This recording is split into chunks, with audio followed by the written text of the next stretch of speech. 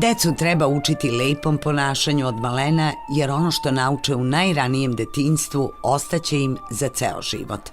Lepo ponašanje, između ostalog, i pristojno ponašanje na javnom mestu kod ranijih generacija se podrazumevalo, a čini se da su u današnje vreme, kako se načini komunikacije i međuljudski odnosi menjaju, maniri prava retkost.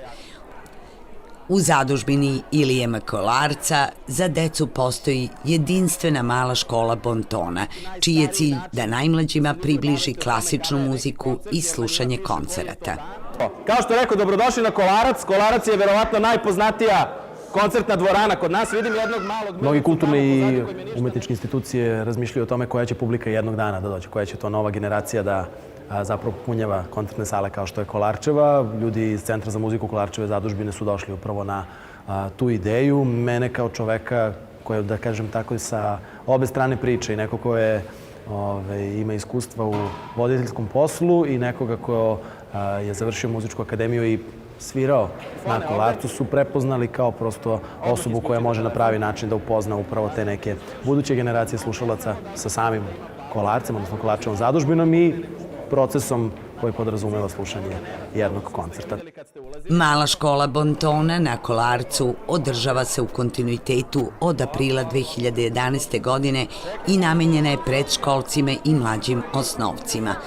Deca ovde dobijaju priliku da saznaju šta je Narodni univerzitet, kako izgleda koncert, od pripreme muzičara do izlaska na binu, kada treba aplaudirati, na koje načine i zašto je važno informisati se o koncertu, kao i zbog čega se kupuje karta.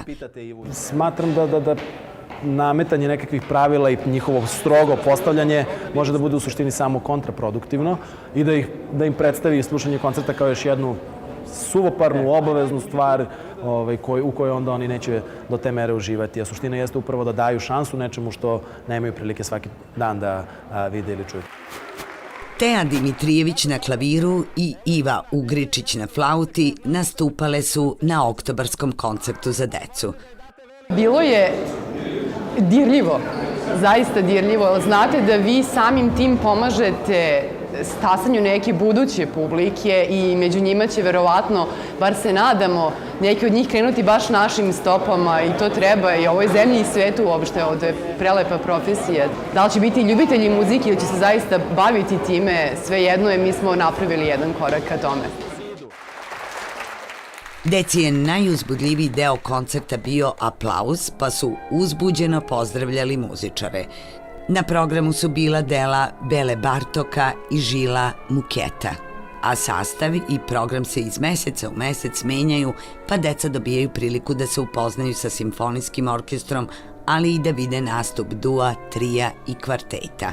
Posetioci ovog koncerta bili su i učenici nižih razreda osnovne škole Skadarlija.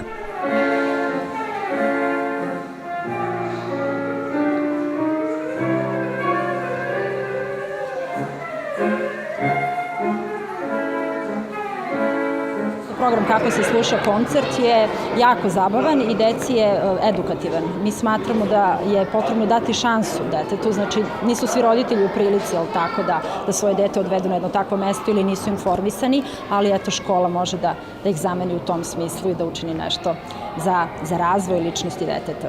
A znamo da je muzika nešto što je tako neophodno, pogotovo u ovom uzrastu, utiče na emocije, utiče na jedno lepo ponašanje. A evo šta deca kažu o šetnji kroz dvoranu Kolarčeve zadužbine i interesovanju za instrumente.